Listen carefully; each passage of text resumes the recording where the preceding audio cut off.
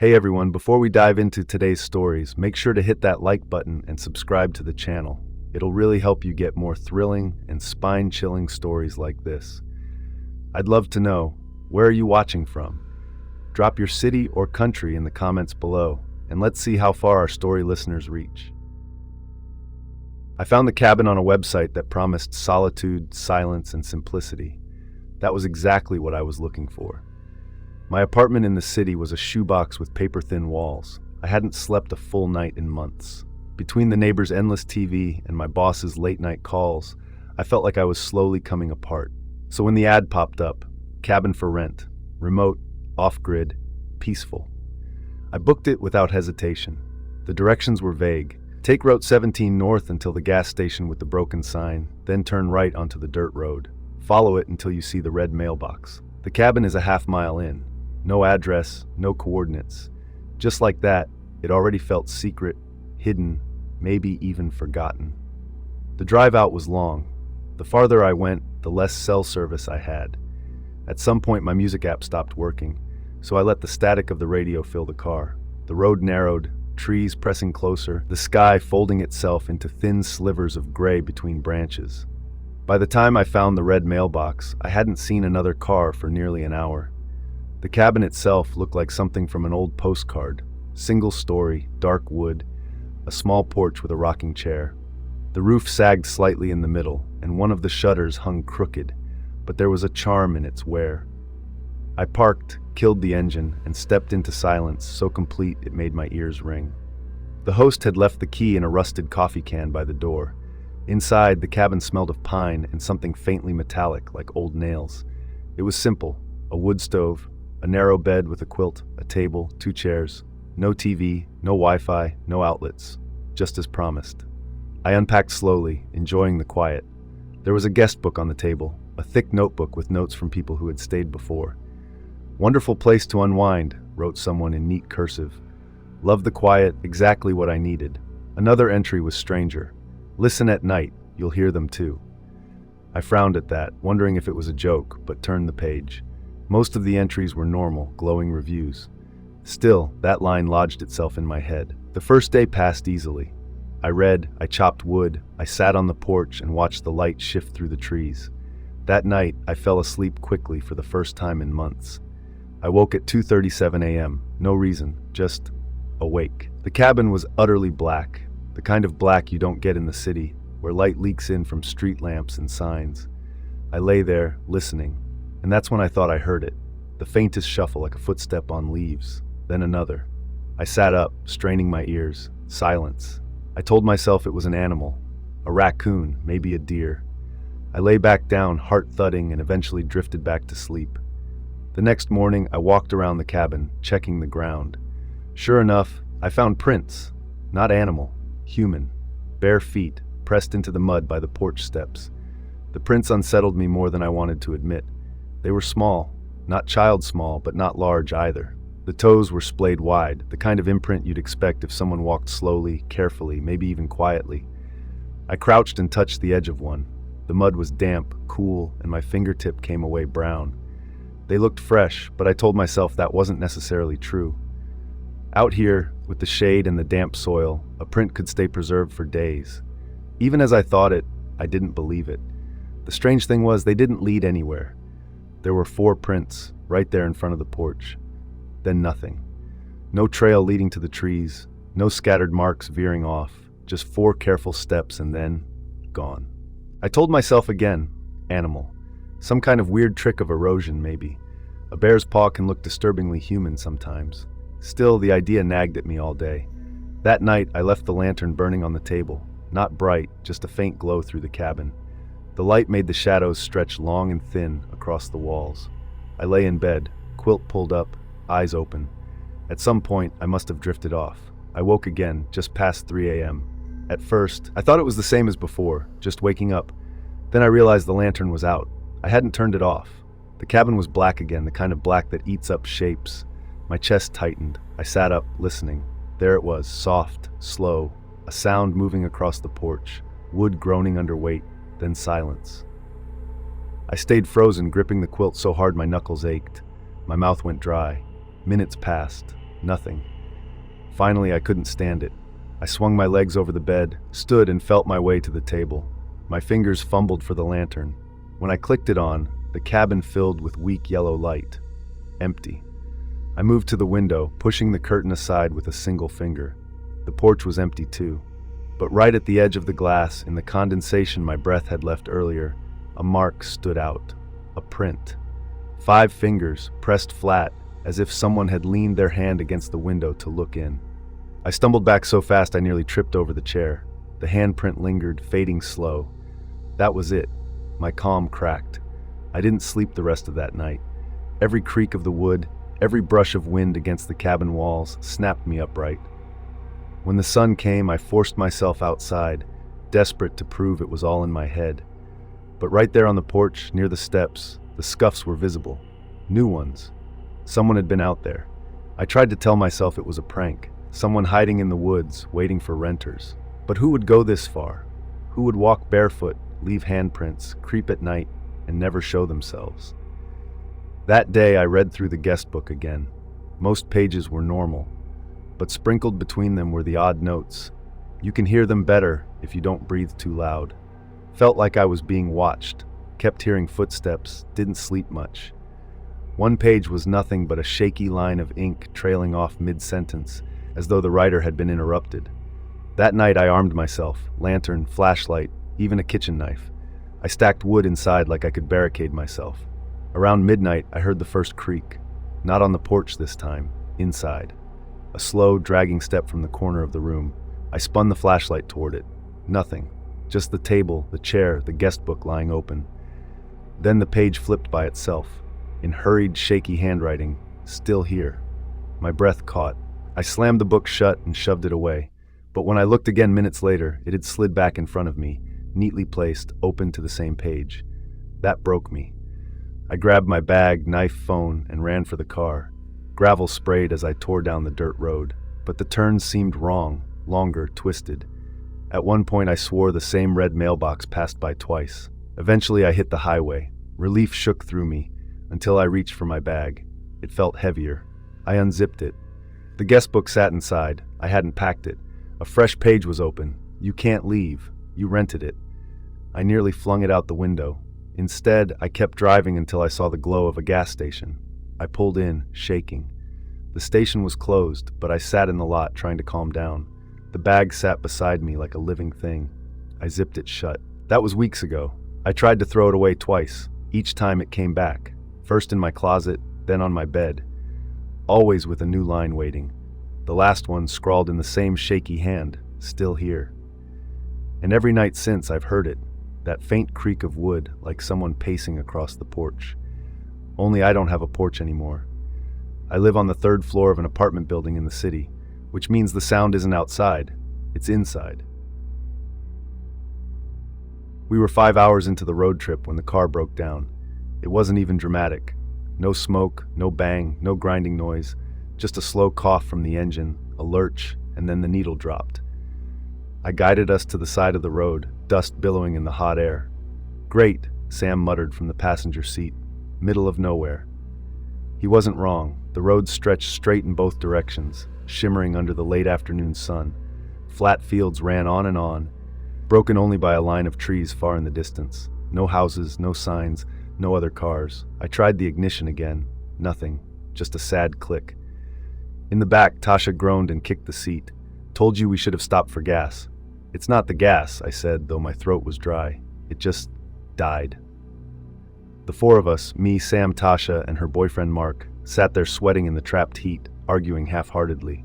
We were supposed to be driving cross-country, hitting small towns, sleeping under the stars. A stupid adventure idea Sam had pitched after too many beers. Now it felt less like freedom and more like a trap. Finally we got out, stretching stiff legs, shading our eyes. That's when I saw it, the orchard.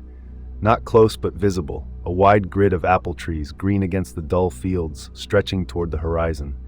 At the edge stood a weathered farmhouse, white paint peeling, a barn tilting beside it. "There," I said, pointing. "Maybe they've got a phone," Mark grunted. "Looks like something out of a horror movie." "Orchards aren't scary," Tasha said. "Come on, it's better than frying out here." So we walked, Dust clung to our shoes, the sun burning the backs of our necks. As we got closer, the smell hit us. Sweet, almost too sweet. Apples, some rotting on the ground, buzzing with flies. The farmhouse looked deserted at first, curtains drawn, porch steps sagging.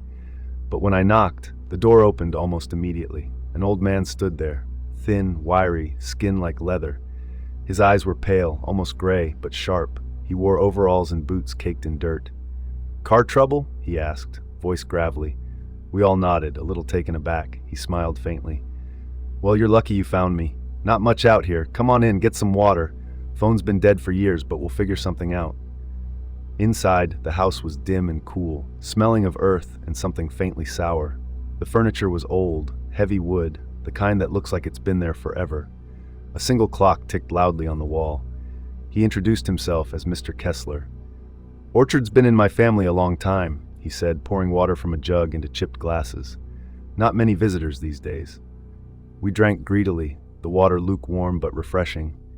"You got a mechanic nearby?" Sam asked. "Nearest town's 30 miles. No tow trucks come this far. But don't worry, we'll sort you out in the morning. You can stay here tonight, plenty of space." We exchanged glances. "That's really kind," I said, "but we don't want to impose."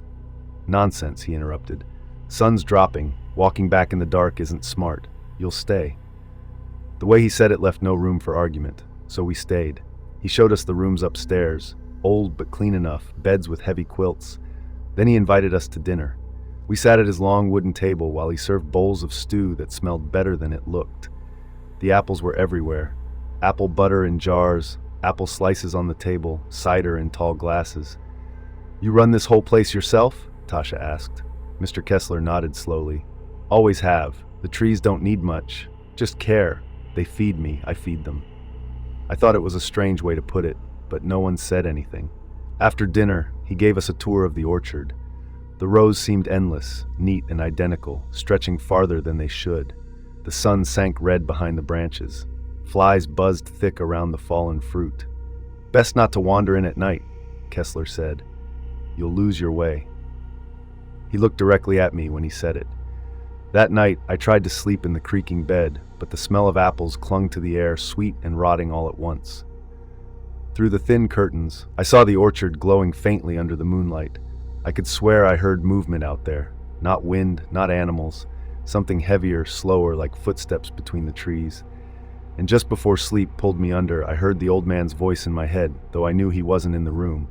"They feed me, I feed them."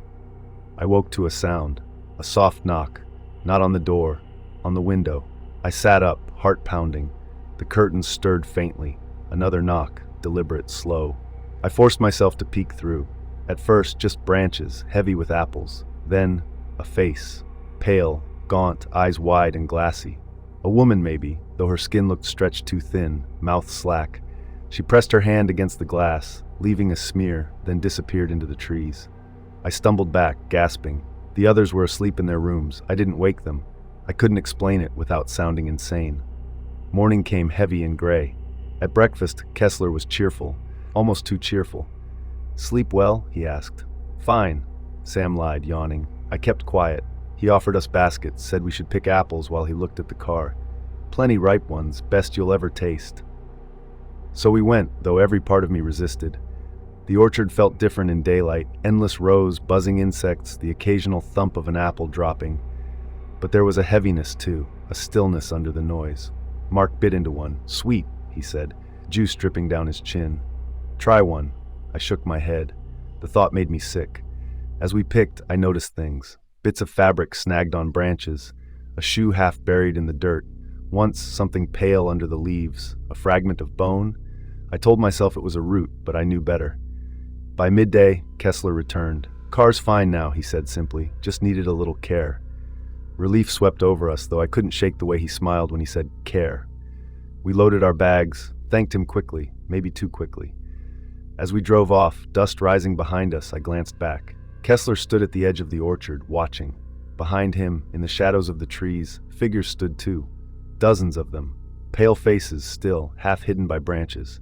I blinked, and they were gone. We didn't talk for miles. Finally, Sam muttered, "Nice guy, huh?"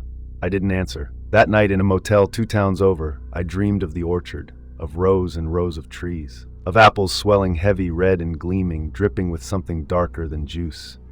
And in the dream I heard Kessler's voice again, whispering, patient and certain, "They feed me, I feed them. Always have, always will." I woke with the taste of apples in my mouth, sweet and rotten at once. I was halfway across the desert when I realized I'd made a mistake. The map app on my phone had rerouted me after I missed an exit, and for the past 2 hours I hadn't seen another car, another light, or even a road sign. Just endless desert, flat and silent, the sky bruised purple as the sun went down. My gas gauge dipped below a quarter, and that creeping fear, the kind you don't want to name, started crawling up my throat. Then I saw it. A flicker of neon, barely visible in the distance. A sign that buzzed weakly against the dusk, sunset in. Relief washed over me so hard I laughed out loud. A motel in the middle of nowhere. What were the odds? The place looked ancient, the kind of roadside stop you expect to see in old movies. A long strip of doors, faded numbers stenciled on each. The sign buzzed overhead, one letter dead so it just read Sunset Inn. A single soda machine glowed beside the office. I parked.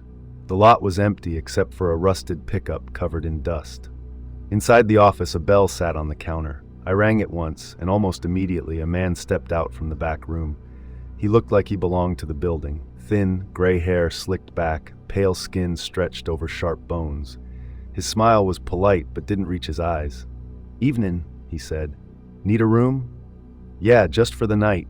He slid an old-fashioned ledger toward me. No computer, no card reader, just names scrawled in fading ink. I signed, trying not to notice how many pages were filled with the same handful of names repeating. He handed me a key on a heavy brass tag. Room 6. End of the row. Ice machine's out back if you need it. Quiet out here, but that's the point. I nodded, thanked him, and left. The room was fine. Dim yellow lamp, sagging bed, curtains that smelled faintly of mildew. The kind of place you crash, not stay. But as I set my bag down, I noticed something odd. The TV was on. Not loud, not bright, just static, white noise filling the room. The remote was on the nightstand, untouched. I clicked it off, shrugged it off as a glitch. After a quick shower, I lay down, exhaustion dragging me under. But sometime in the night, I woke. The TV was on again. Static hissing, screen glowing faintly, and this time there were shapes in it. Not images, not exactly. Just darker patches in the snow, like shadows moving through fog. I pulled the plug from the wall. The screen went black. But the sound didn't stop. The static kept hissing, soft but steady, filling the room. I froze, heart pounding. It wasn't the TV. It was coming from the vent in the wall. Someone was whispering through it. I pressed my ear to the vent. The static shifted, words buried inside it, too low to make out. My skin crawled. I backed away, sat on the edge of the bed, trying to convince myself I was overtired, imagining things. That's when the knock came. 3 slow taps on the door. I didn't move. Another 3. "Front desk," a voice said, calm, flat. "Everything all right in there?" My throat tightened. I hadn't called the desk. I forced myself up, peered through the peephole. The hallway was empty. I stepped back, pulse hammering. Then, without sound, the TV flicked on again. The static was brighter this time, louder, filling the room with a roar. And in the screen, I swear I saw a face, pale, wide-eyed, staring straight at me. I yanked open the door and bolted. The lot was still empty. The neon buzzed weakly, but something was wrong. The air felt heavy, thick, like the world was holding its breath. I ran to the office. The lights were on, but the counter was empty. The ledger still sat there, open to the page where I'd signed. Only, my name was gone. In its place, in the same fading ink as the rest, was a single word, staying. I stumbled back. That's when I heard it. The hiss of static, faint but growing, seeping through the walls, through the floor, everywhere. I turned and saw the row of doors outside. Every one of them was open now, wide, black inside. Figures stood in the thresholds, motionless, dozens of them, their faces blurred like bad reception, flickering in and out. The static roared louder. I ran for my car, hands shaking so hard I dropped the keys twice before I jammed them in the ignition. The engine caught, and I floored it, tires screaming.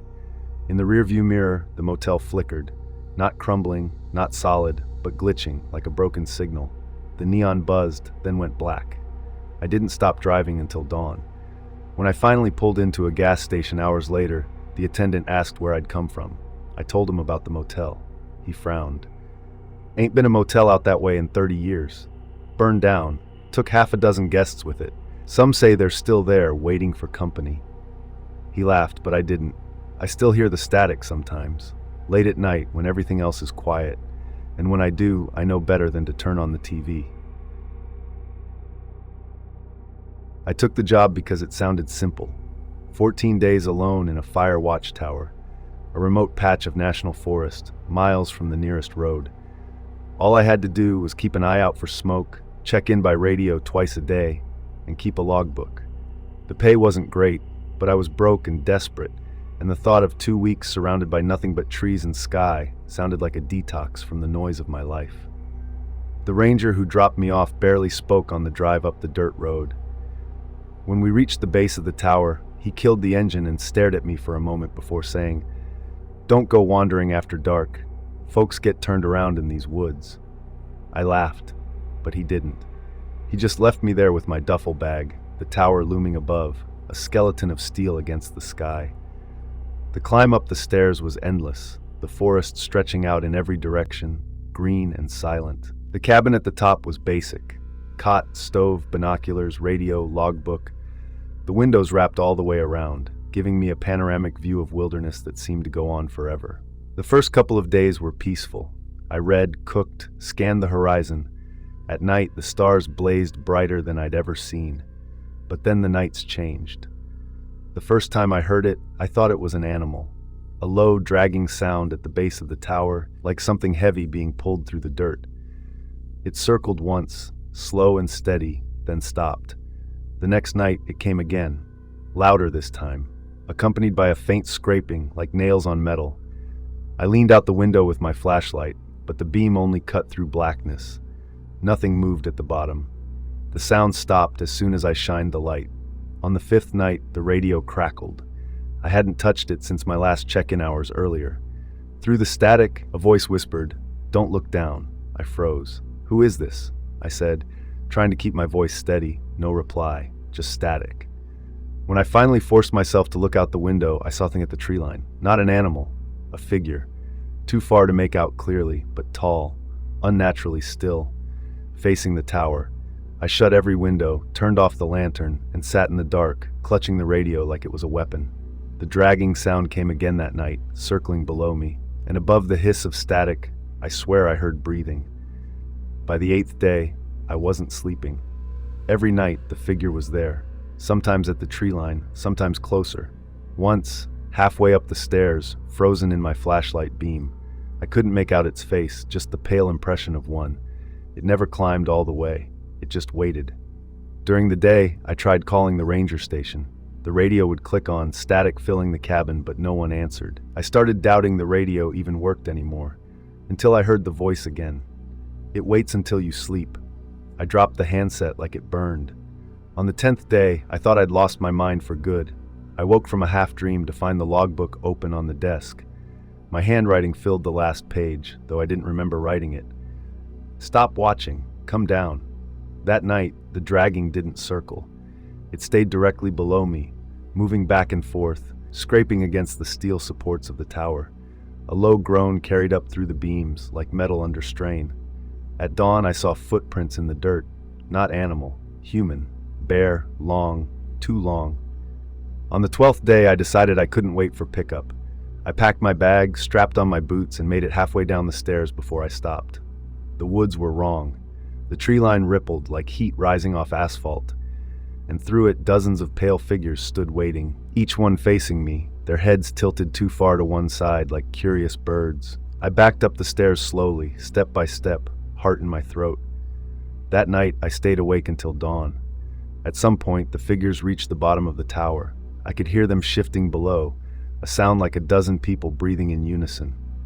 By the 13th day, I wasn't eating. I wasn't drinking. I was just waiting. When the ranger finally came on the 14th day, he found the tower empty. My bag was packed by the door. The logbook was still open on the desk. The last line, scrawled in my handwriting, read, "Stopped watching. Coming down." But I don't remember writing it. And if you ever find yourself in a tower like that, miles from anything, don't lean too far out the window at night, because someone might be leaning back watching you. The storm caught me halfway up the mountain. The forecast had said light flurries, nothing more. But within an hour, the sky turned the color of steel and the wind came screaming down the slopes. By the time I realized how bad it was, I couldn't see more than a few feet in front of me. I tried to follow the trail markers, but they vanished into white. The snow came sideways, stinging my face, filling every sound with its roar. I pulled my hood tight, kept moving, though I had no idea if I was going up, down, or in circles. When the cabin appeared out of the storm, I thought I was hallucinating. It sat low against the slope, half buried in snow, smoke trickling from a crooked chimney. A single window glowed faintly yellow. Relief hit me so hard I almost cried. I stumbled to the door, pounded with frozen hands. After a long moment, the latch lifted. A man stood there, older, wrapped in wool layers, beard white as snow. His eyes were sharp, gray, almost too sharp. "You'll freeze out there," he said. "Come in." I did. Inside was small but warm. A fire snapping in the stone hearth, shelves lined with jars and tools. The smell of wood smoke and something faintly metallic hung in the air. "Lucky you found this place," the man said, shutting the door. "Most don't." I thanked him, breath still shaking, and he gave me a blanket, a seat by the fire. My clothes steamed in the heat. "You alone?" he asked. "Yes," I said. "Just hiking." He studied me for a moment, then nodded. "Storm will last through tomorrow. You'll stay here tonight." I wanted to argue, say I didn't want to impose, but exhaustion pinned me to the chair. He ladled stew into a wooden bowl and handed it over. I ate like I hadn't eaten in days. Only after did I notice the other chair by the fire, empty, but a mug sat on the table beside it, half full, steam still rising. I hadn't seen anyone else in the cabin. When I glanced back, the mug was gone. That night, he gave me the cot in the corner and lay down by the fire himself. The storm howled outside, shaking the cabin walls. Sometime past midnight, I woke to whispering. I thought at first it was the old man, dreaming aloud. But when I sat up, I saw him asleep, mouth slack, breath heavy. The whispering was coming from the window. I crept closer. Through the frost, I made out shapes in the snow. Figures. Dozens of them, standing perfectly still just beyond the glow of the firelight, their faces lost in the storm. One of them raised a hand and pressed it against the glass. I stumbled back, heart hammering. When I looked again, the window was empty. But the whispering continued, soft as the wind. I told myself it was exhaustion, hallucinations, snow blindness. But the next day the storm didn't let up, and the old man's behavior began to shift. He hardly spoke at breakfast, just watched me eat, his gray eyes unblinking. When I offered to help with chores, he shook his head. "Not your place." He never asked my name.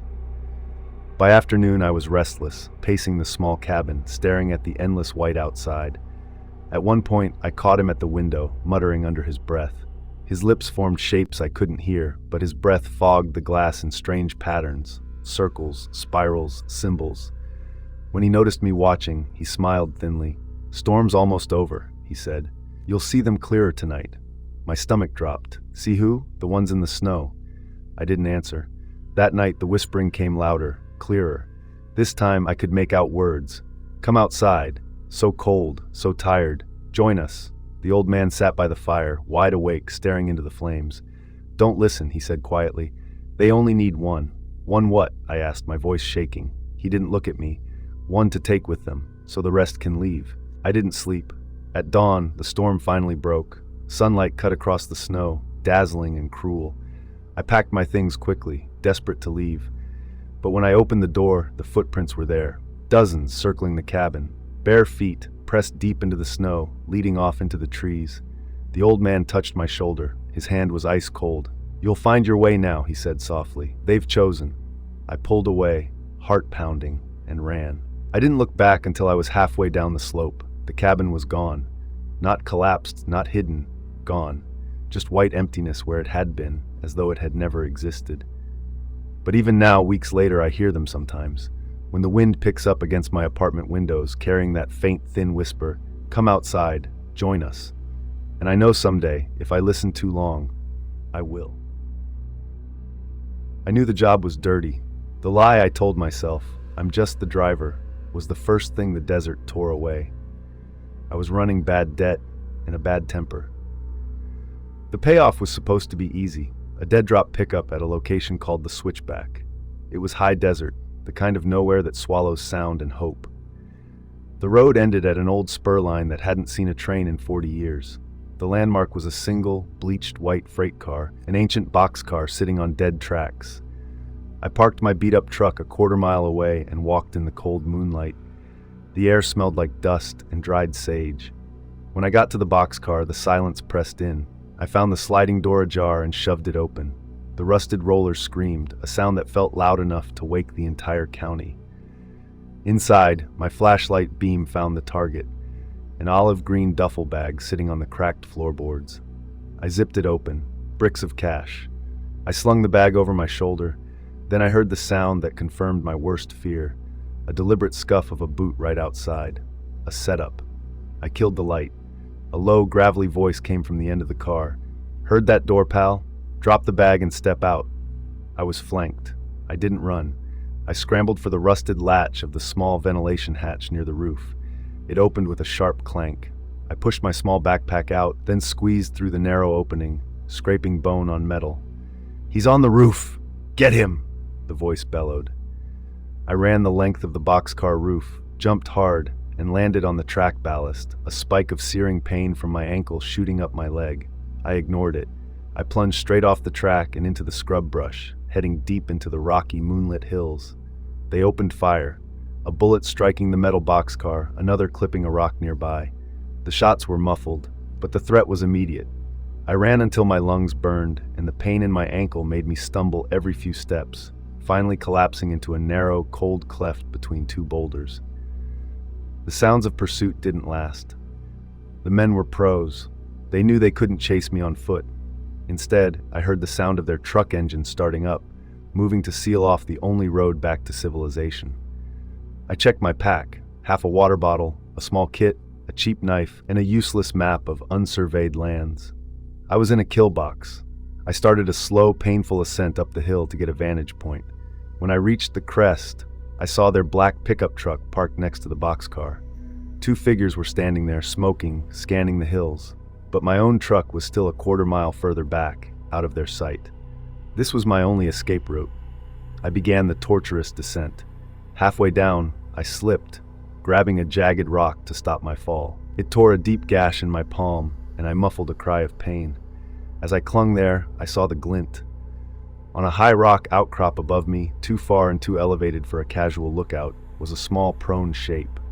A sniper. They hadn't just secured the road, they had secured the perimeter. They were waiting for me to run. I pressed myself flat against the cold rock, knowing that the slightest movement would draw fire. I was trapped between the men below and the scope above. I waited for the first sliver of dawn, the moment of maximum confusion, when the rising sun would blind the men on the ground and ruin the sniper's visibility. When the horizon began to bleed brilliant orange, I pulled out my few supplies. I ripped up the useless map, used the plastic handle of the knife against a flint-like stone, and managed to create a tiny spark. The dry scrub brush caught immediately. I didn't let the fire burn near me. I tossed the small, flaming handful about 50 feet to my left.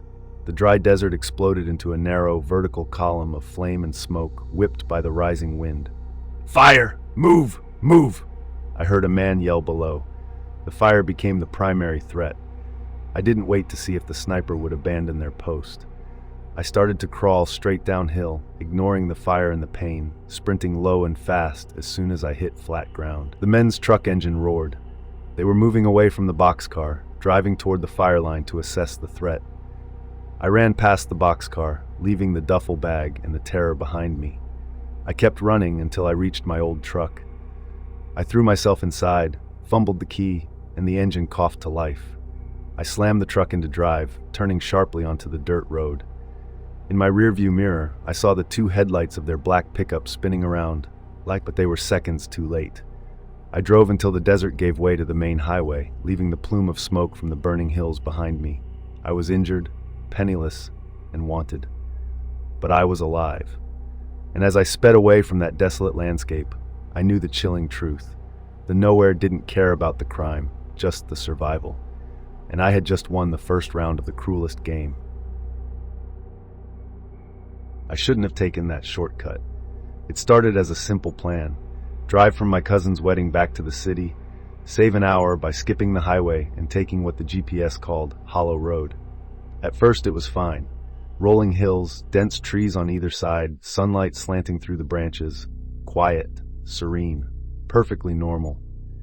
Then about 30 minutes in, the road changed. The pavement cracked, weeds breaking through the asphalt. The trees pressed closer, blocking most of the sky. The air turned cooler, heavier, and the silence felt wrong. Not peaceful wrong, but waiting wrong. I glanced at the rearview mirror. The headlights didn't reach far back. Nothing. No cars, no houses, no signs. I should have turned back, but the GPS insisted, continue straight for 12 miles. I passed an old mailbox, one leaning crooked, paint peeling. Nothing else. Then I saw him, standing in the middle of the road, still as a statue. A man, mid-30s, pale, hair dark and stringy. No coat, just jeans and a t-shirt, though it was definitely cold. I slammed the brakes, tires screeching. He didn't move, didn't even flinch. I rolled the window down. "Hey, you okay?" Nothing. I leaned out further. Then he tilted his head slowly, a tiny, almost imperceptible nod. I panicked, shifted into reverse, tires spun in gravel. When I looked forward again, he was gone. Just trees, just the hollow stretch of road. I kept driving, heart hammering, but the unease only grew. Every shadow seemed alive. Every tree branch scratched at the edges of my vision. After another mile, I saw another figure, a woman this time. Long hair, white dress that floated weirdly, feet bare. She didn't step off the road, she just watched. I swerved hard, nearly hitting a tree, and the woman vanished. I realized something then. The road wasn't straight. It curved subtly, twisting in ways that made landmarks repeat. Mailboxes, bends, gnarled trees, all appeared twice, 3 times, like the road itself was folding in on itself. By nightfall, I knew I was trapped. The GPS had switched to a generic recalculating mode, spinning endlessly. My phone had no signal. The headlights barely cut through the dark. Then came the knocking, on the roof of the car. Slow, rhythmic. Not branches, not stones. Something heavy, waiting. I floored it. The hollow sound followed, moving with me, keeping pace. Something was out there. Something on the road. Watching. Waiting. I don't know how long I drove. Hours, maybe. The dark stretched on, unbroken. I was exhausted, hungry, and starting to hallucinate. I saw shadows inside the car, faces pressed to the windows that vanished when I blinked. Then I saw lights, a single flickering lamp ahead in the distance. Hope hit me. A farmhouse, a motel, anything human. I drove faster, but the closer I got, the stranger it became. The lights hovered in the air, like lanterns on poles without a visible source. I slowed. My pulse spiked. Then I saw them, dozens of figures, all lining the road. They didn't move at first, just waited. Faces pale, expressionless, staring. Children, adults, men, women. Some naked, some clothed, all frozen. My stomach turned. I wanted to scream, but no sound came. The figures began to move slowly, stepping aside just enough to let the car through. I drove past, too terrified to look back. I thought I was safe. The road twisted again. I passed the same leaning mailbox, the same bend, the same tree. The figures had returned, same positions, same faces, watching, waiting. I tried to turn around, but the road looped on itself, endless and hollow. I remembered the legend my cousin had joked about before the wedding. Hollow Road. A cursed stretch of forest where people disappear, never to return. Stories about travelers seeing figures, hearing whispers, being led in circles until the forest takes them. I told myself it was impossible, that I'd just lost track of time and distance. Then came the whispering. Soft at first, then louder, right inside the car. Names. My name. Come out. Come with us. I drove faster, trying to ignore it, but the whispers grew, dozens of voices echoing through the dashboard, through the air vents, through my head. At some point, I lost control. The car skidded, hitting the shoulder. I braked, heart hammering, vision blurred. When I looked up, I realized the road had changed. No trees, no forest, only black emptiness stretching infinitely. And the figures were everywhere, all around me, closing in. I don't remember how I got out. Somehow I'm here, writing this down in a motel with lights and people and noise. But I swear, Hollow Road waits. It waits for the next car, and it always finds you. I don't know when I realized the car wasn't coming back. It wasn't a sudden, cinematic moment of panic. It was a slow, sickening fade of hope, like watching a bruise spread. It started with a sound, the crunch of gravel under a truck tire that wasn't there. Then the way I'd compulsively check my phone every few minutes, only to be met by the blank white screen of no service. Finally, it was the angle of the sun. The shadows had stretched out like skeletal fingers, then retreated, then stretched out again, and I'd seen no human sign save my own footprints. I'd been driving from El Paso to Vegas, a stupid, desperate attempt to outrun a few bad decisions, when my engine had finally sputtered and choked its last. I got out, looked at the rusted-out wreck of a car, and realized I was on a 2-lane highway so seldom used it might as well have been a dirt track. The landscape was the real horror. Not a forest, not a desert, but a dead, flat expanse of salt flats that stretched to the horizon in every direction. It looked like a vast, dirty sheet of ice, shimmering under a sun that felt less like warmth and more like an aggressive searchlight. There was no landmark, no hill, no building, just the cracked, blinding white earth meeting the hazy blue sky. This wasn't just in the middle of nowhere. This was nowhere itself. I was foolishly unprepared. I had half a bottle of lukewarm tap water, a granola bar in the glove compartment, and a phone with a dying battery. The first night was a kind of delirious nightmare. The air cooled to a bone-chilling temperature that seemed impossible given the day's heat. I stayed in the car, trying to conserve energy and body heat, but the silence, the absolute, oppressive silence, was a tangible thing, pressing on my eardrums until I swore I could hear the blood rushing through my veins. Every sound my old car made, the groan of the cooling metal, the ticking, sounded like a gunshot. By the second day, the heat had returned with a vengeance, roasting the interior of the car. I had to get out. I took my bag, the rest of the water, and started walking. I chose one direction, east, reasoning that if I walked straight, I had to hit something eventually. The walking was hell. The salt flats absorbed the light, reflecting it up into my face until my eyes burned. The air was dry and tasted of dust and something metallic. My sneakers weren't meant for this. Every step was an effort, and the horizon never changed. It was like walking on a treadmill. I'd turn around, and the car was already a shimmering, insignificant speck in the distance. It was around noon on the third day that the thirst became an actual physical pain. It was a clawing, burning agony that made rational thought impossible. My tongue felt like sandpaper, and my lips were cracked and bleeding. I remembered reading somewhere that people suffering from extreme dehydration start to hallucinate. I prayed I wasn't. But then I saw it.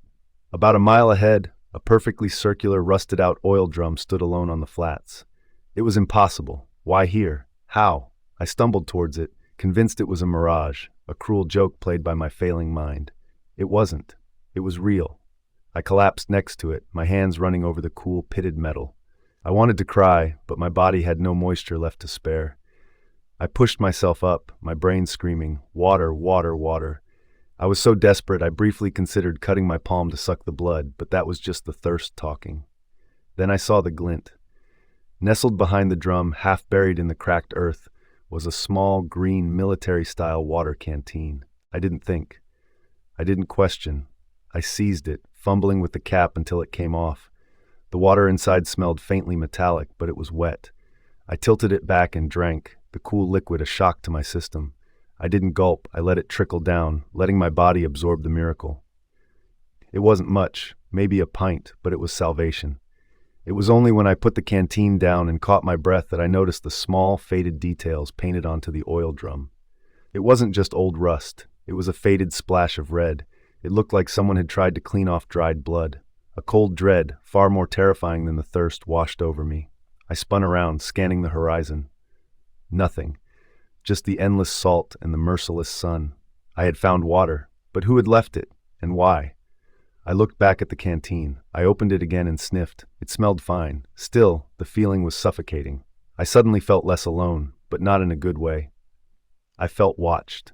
I pushed the canteen into my bag, ignoring the little voice that said I was being stupid. I had to keep moving. I walked for another hour, the water making a huge difference, giving me back some clarity. That's when I saw the second thing. It was a small mound of stones, placed deliberately in a cairn about the size of a microwave oven.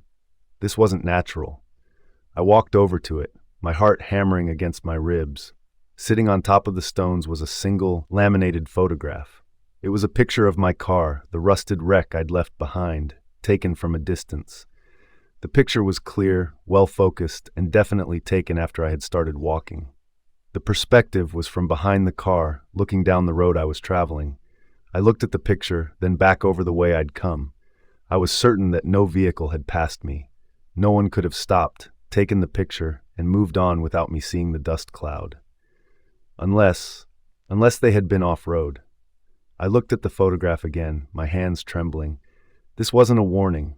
It wasn't a joke. It was a signpost. Someone was tracking me. And they weren't trying to hide it. They were taunting me with it. I dropped the photo, leaving it on the cairn, and began to run. It was a foolish, desperate burst of energy. Running across the flats was exhausting and pointless, but the panic demanded motion. I ran until my lungs burned and the metallic taste of blood was back in my mouth. I stumbled, fell to my knees, and started crawling, the sharp salt crystals tearing at the skin on my palms. I lay there, hyperventilating, and that's when I heard it. It wasn't a car or a truck or a plane. It was a metallic grinding, a low rhythmic hum that seemed to vibrate up through the soles of my shoes. It was far away, barely perceptible, but it was there, and it was getting closer. I pulled myself up, forcing myself back onto my feet. I didn't know what it was, but the sound was mechanical, powerful, and it was moving in my direction. I looked left, right, back, and forth. Nothing. But the sound was louder now, and then I finally saw it. Not on the road, but cutting across the flats, kicking up a rooster tail of salt and dust.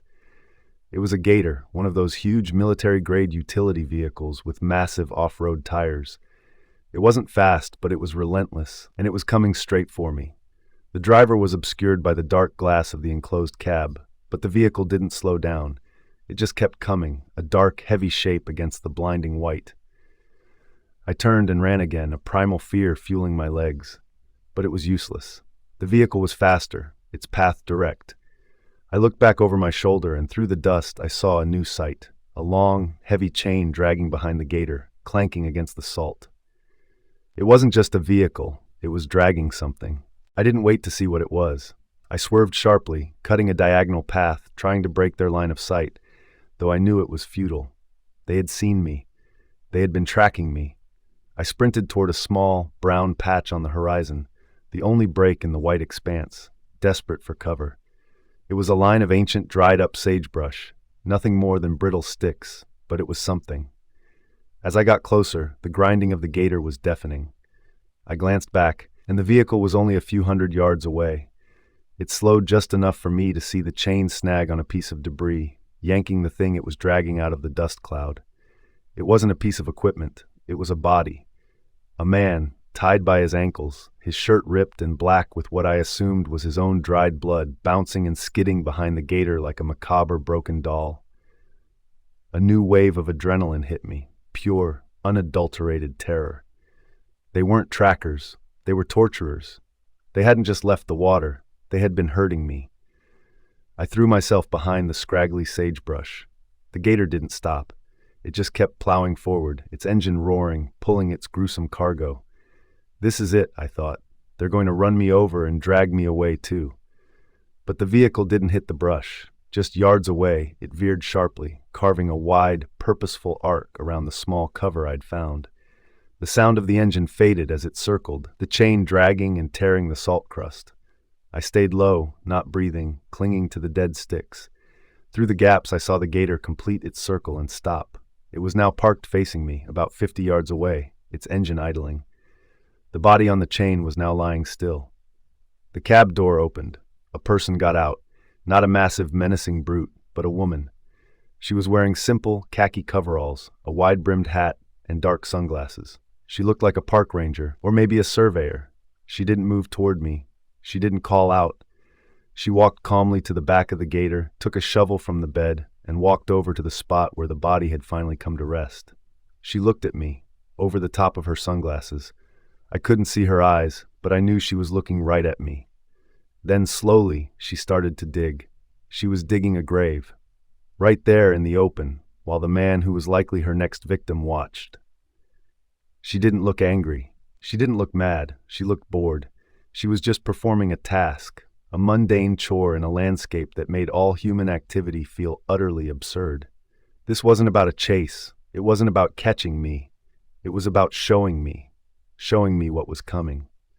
The psychological cruelty of it was devastating. I stayed silent, frozen in the brittle sagebrush, watching her shovel the salt and dirt. The smell of the hot oil from the idling gator and the dry, metallic air of the flats hung in the afternoon heat. The woman dug for 20 minutes, a slow, methodical rhythm to her movements. She was going to finish. She was going to bury the man, get back in her vehicle, and then she was going to come and get me. I looked at my bag. The canteen was still there, the last remaining trace of hope I had.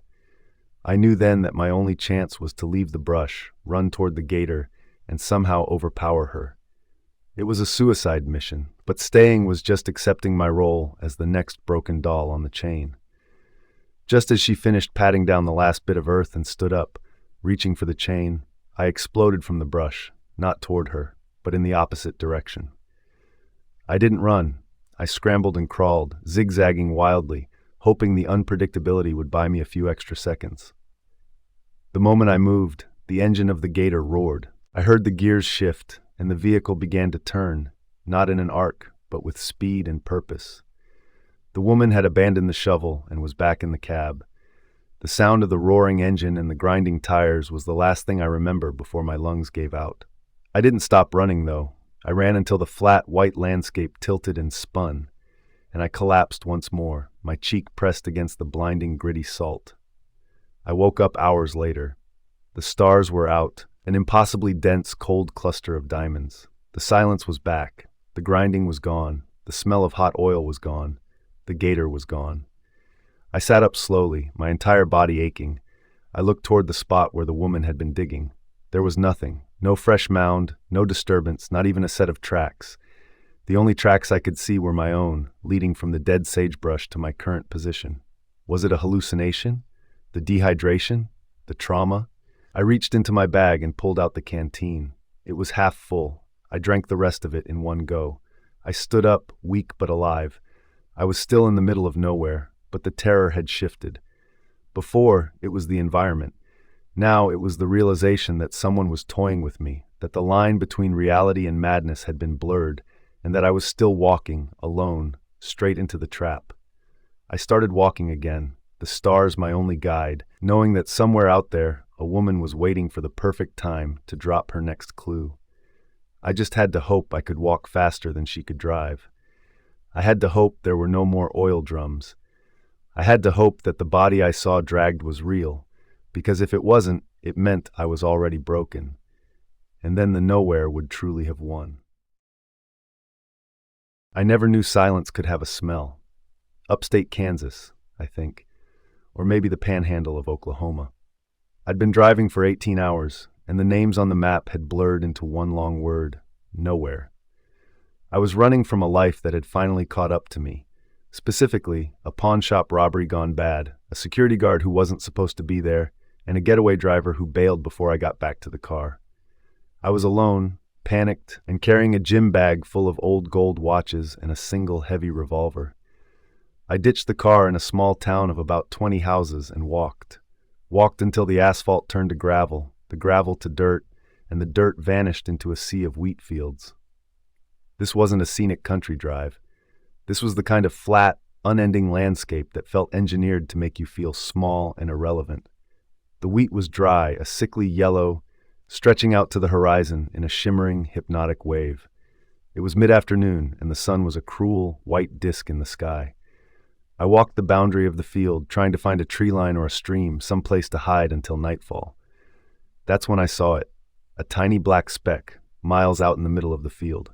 It was too geometric to be a haystack, too dark to be a silo. It was a perfect, vertical black rectangle, a stark, alien shape breaking the horizontal symmetry of the wheat. It was completely out of place, a monolith. It seemed like the perfect hiding spot, hidden by a mile of whispering grain, impossible to spot from the road. Survival instinct, mixed with a healthy dose of exhaustion, took over.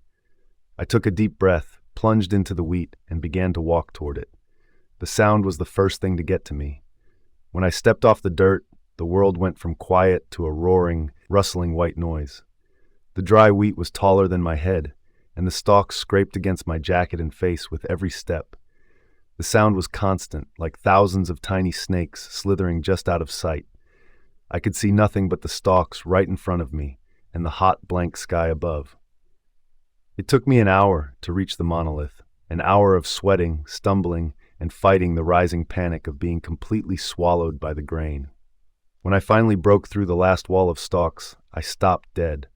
The object was a weathered freight container, the kind you see stacked at ports. It was standing upright, sunk a few feet into the ground, painted a dull matte black. No windows, just a heavy steel door and a crude, welded ladder leading up to the top.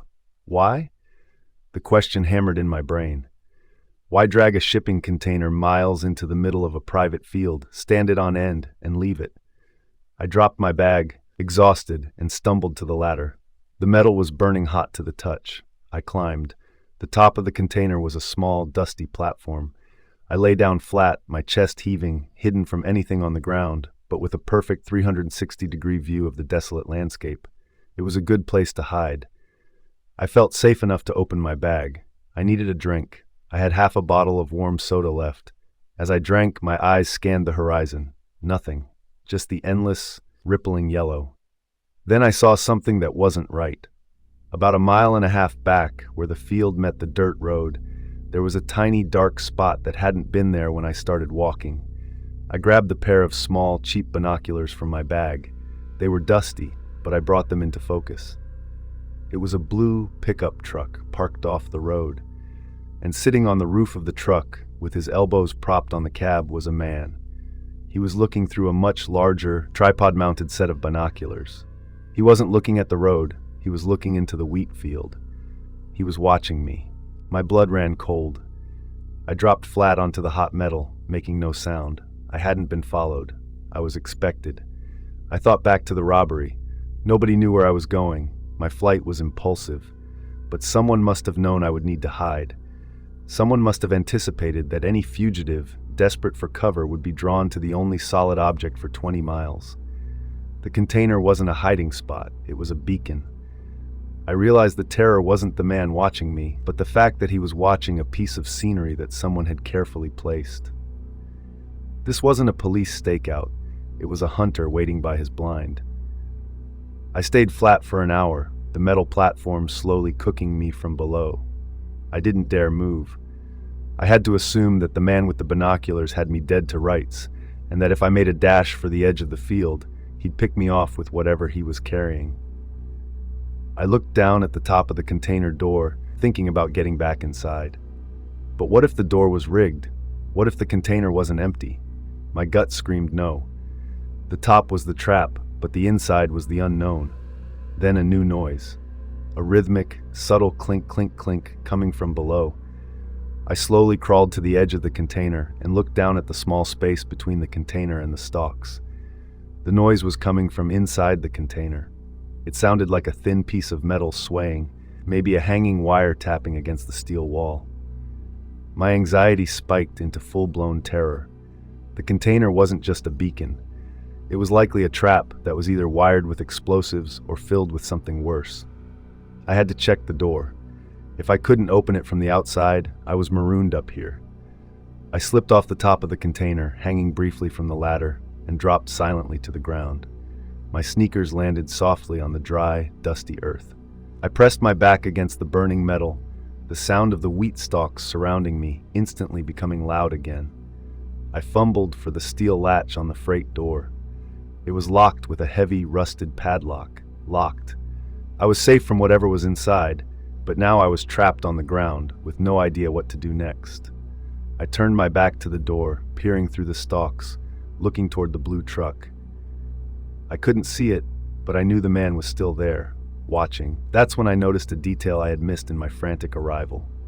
Etched crudely into the black paint of the container at eye level were two things. First, a small, perfect spiral symbol, like a child's drawing of a galaxy. Second, a series of tiny scratched lines. IKNOW. I know. I know about the robbery. I know you're running. I know you'll need to hide. I know you're here now.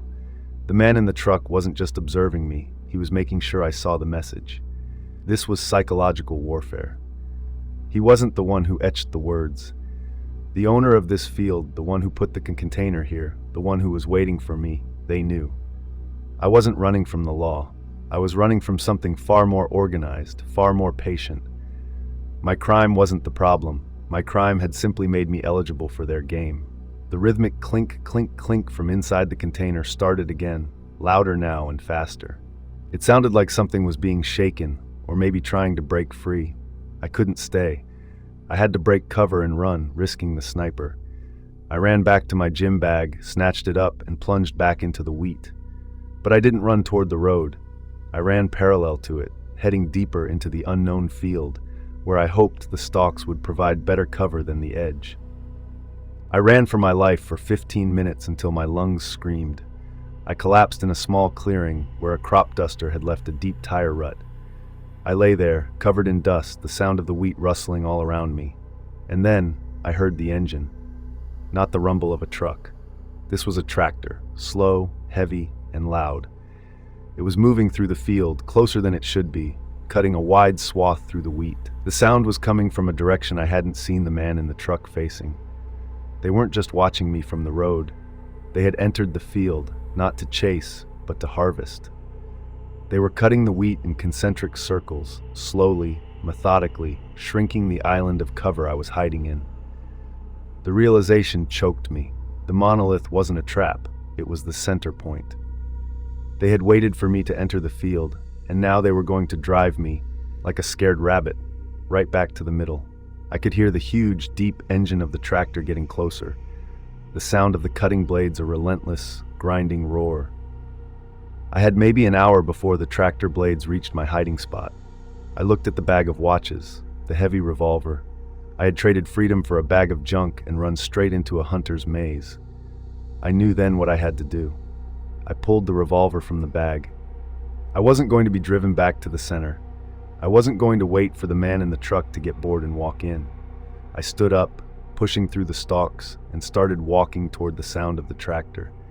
I was going to try to sneak up on the farmer and hijack the machine. It was insane, but survival rarely offers a sane choice. I walked, the roar of the machine guiding me, the dry wheat rasping like 1,000 mocking whispers, and the knowledge of the clink, clink, clink waiting for me back at the monolith, giving my steps a desperate, savage urgency. I was no longer the hunted. I was a desperate animal charging its predator, knowing this piece of nowhere was about to become my grave.